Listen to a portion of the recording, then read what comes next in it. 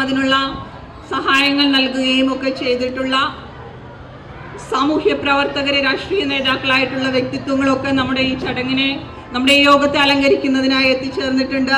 അവകളെയും സ്വാഗതം ചെയ്തുകൊള്ളുന്നു.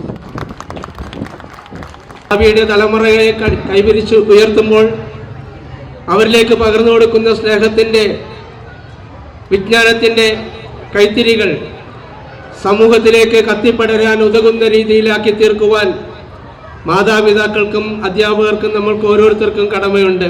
പല പല പ്രയാസങ്ങളും ദുഃഖങ്ങളും അനുഭവിച്ചുകൊണ്ട് ഒരു കാലഘട്ടത്തിൽ തങ്ങളുടെ പ്രയാസങ്ങളും ദുഃഖങ്ങളും മക്കൾ അറിയരുത് എന്നുള്ള ചിന്തയോടുകൂടി ഇപ്പോൾ മാതാപിതാക്കൾ മക്കളെ വളർത്തി വലുതാക്കുമ്പോൾ അവർക്ക് നൽകേണ്ട ഭക്ഷണങ്ങളും വസ്ത്രങ്ങളും അതോടൊപ്പം തന്നെ വിദ്യാഭ്യാസവും നൽകുന്നതോടൊപ്പം ഒരു സംസ്കാരം കൂടി നാം നൽകേണ്ടതുണ്ട്. മാതാപിതാക്കളെ ബഹുമാനിക്കുവാനും ഗുരുജനങ്ങളെ ആദരിക്കുവാനുള്ളൊരു മനോഭാവം നമ്മുടെ കുട്ടികൾ വളർന്നു വരണം.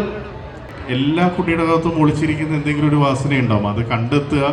കുട്ടി അതിനുള്ളൊരു എന്തെങ്കിലും ഒരു സയൻസ് പറഞ്ഞാൽ ഞാൻ ഉദ്ദേശിച്ചത് അതിൻ്റെ എന്തെങ്കിലും ലക്ഷണങ്ങൾ വീട്ടിൽ കാണിച്ച് തുടങ്ങുമ്പോൾ തന്നെ അതിൽ സപ്പോർട്ട് ചെയ്ത് ഏറ്റവും കൂടുതൽ അവരെ കൊണ്ടുവരുമ്പോൾ ജീവിതത്തിൽ അവരും വളരെ ഹാപ്പി ആയിരിക്കും എന്ന് എനിക്ക് തോന്നുന്നു. 1ാം ക്ലാസ് തൊട്ട് 4ാം ക്ലാസ് വരെയുള്ള ടീച്ചേഴ്സ് എന്ന് പറയുമ്പം കുട്ടികൾക്ക് അത് ടീച്ചർ മാത്രമല്ല, അതൊരു അമ്മയും കൂടിയാണ് എന്നെനിക്കറിയാം. അപ്പം സ്വന്തം കുട്ടികളുടെ മാതിരി കണ്ടുകൊണ്ടിരുന്ന ആ കുട്ടികളെ മിസ് ചെയ്യുമ്പം ടീച്ചറിൻ്റെ മനസ്സും മനസ്സിലാക്കാൻ പറ്റുന്നുണ്ട്. പക്ഷെ ഇത് റിട്ടയർ ആവുന്ന ഒരു ടീച്ചറായിട്ടൊന്നും തോന്നില്ല കണ്ടു കഴിഞ്ഞാൽ. അതിനൊരു വലിയ കയ്യടി കൊടുക്കാതിരിക്കാൻ പറ്റില്ല. സാധാരണ റിട്ടയർ ആവുന്നൊക്കെ പറയുമ്പോൾ നമ്മൾ പ്രതീക്ഷിക്കുന്ന കുറച്ച് പ്രായമായിട്ടുള്ള ലുക്കൊക്കെ ആയിരിക്കുന്നു. അപ്പോൾ എന്തായാലും ടീച്ചർ എന്തായാലും വീട്ടിലായിരിക്കില്ല എന്ന് നമുക്ക് ഉറപ്പാണ്. അല്ലാതെ തന്നെ നെക്സ്റ്റ് ടീച്ചിങ് കണക്റ്റഡ് ആയിട്ടുള്ള എന്തെങ്കിലുമൊക്കെ കടക്കാൻ എല്ലാ സാധ്യതയും ഞാൻ കാണുന്നുണ്ട്. Wishing you all the best teacher.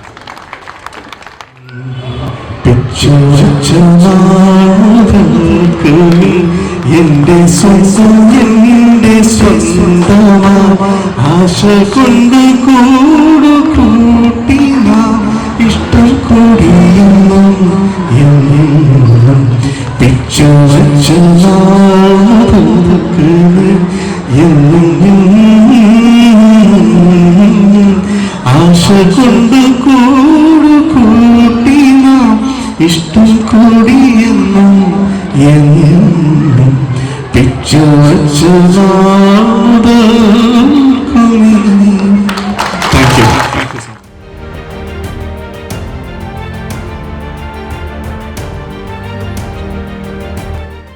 as we gather here to celebrate our annual day and bid farewell to remarkable teacher, Miss Tessie. I stand before you filled with a mixture of emotions. 4 years ago, when I first walked into Government BTS LP School, it was Miss Tessie who greeted me with a warm smile and open arms on my very first day. She didn't just teach us lessons, but life lessons that I will carry with me forever. Tessie ma'am, you have been more than a teacher, a mentor, a guide and a friend to all of us. During these 4 years, our school has been more than a place for learning, a second home, a sanctuary where we are encouraged to dream big and work hard to achieve those dreams. and every teacher have played a crucial part in shaping our mind and character. To all my teachers, I thank you for your patience, encouragement and your unwavering belief in us. Your dedication goes beyond the call of duty, and for that we are forever grateful. പ്രിയ രക്ഷിതാക്കളെ, എൻ്റെ പ്രിയ സഹപ്രവർത്തകരെ, ഏറ്റവും സ്നേഹം നിറഞ്ഞ എൻ്റെ കുഞ്ഞുമക്കളെ,